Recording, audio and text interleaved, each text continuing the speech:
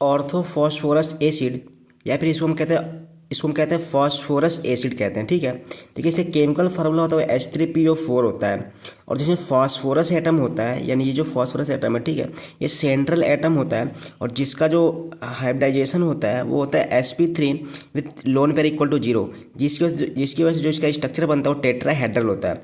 यहाँ पे स्ट्रक्चर बना हुआ, ठीक है। ये फॉस्फोरस सेंट्रल एटम रहेगा, इधर फॉस्फोरस डबल बॉन्ड ओ रहेगा, फिर फॉस्फोरस, फिर हाइड्रोजन रहेगा, फिर POH बॉन्ड रहेगा, फिर POH बॉन्ड रहेगा। ठीक है, ये किसका स्ट्रक्चर होता है H3PO3 का, यानी कि ऑर्थोफॉस्फोरस एसिड का, या फिर क्या फॉस्फोरस एसिड का स्ट्रक्चर होता है।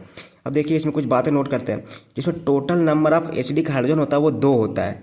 एक ये एसिडिक हाइड्रोजन होता है और एक ये एसिडिक हाइड्रोजन होता है। ठीक है, 2 होता है, जिसकी वजह से इसकी बेसिसिटी होती है वो 2 होती है, और जो इसका एन फैक्टर होता है वो भी क्या होता है 2 होता है, यानी कि दैट इज एन की वैल्यू कितनी होती है 2 होती है।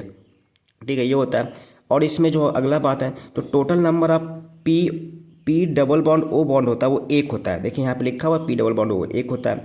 इसमें total number of P O H bond होता है वो होता है 2। कितना होता है POH बॉन्ड, POH बॉन्ड एक यहाँ पे 2 होता है। ठीक, अगला बात है, इसमें total number of PH bond कितना होता है 1 होता है। देखिए PH बॉन्ड 1 है, POH बॉन्ड 2 है, लेकिन PH बॉन्ड 1 होता है, एक यहाँ पे है। इसमें टोटल नंबर ऑफ रिड्यूसिंग जो हाइड्रोजन होता है वो 1 होता है, इसको बोलते हैं रिड्यूसिंग हाइड्रोजन। ठीक है, मतलब हाइड्रोजन 1 होता है, मतलब और क्या आगे देखते हैं, तो total number of reducing bond होता है वो कितना होता है 1 होता है, यानी कि ये वाला PH बॉन्ड। ठीक, कौन सा वाला, दैट इज PH बॉन्ड, इसको हम बोलते हैं क्या रिड्यूसिंग बॉन्ड बोलते हैं। ठीक है, तो ये किसका था बारे में, हमारे H3PO3 के बारे में। ठीक है, थैंक्स फॉर वॉचिंग।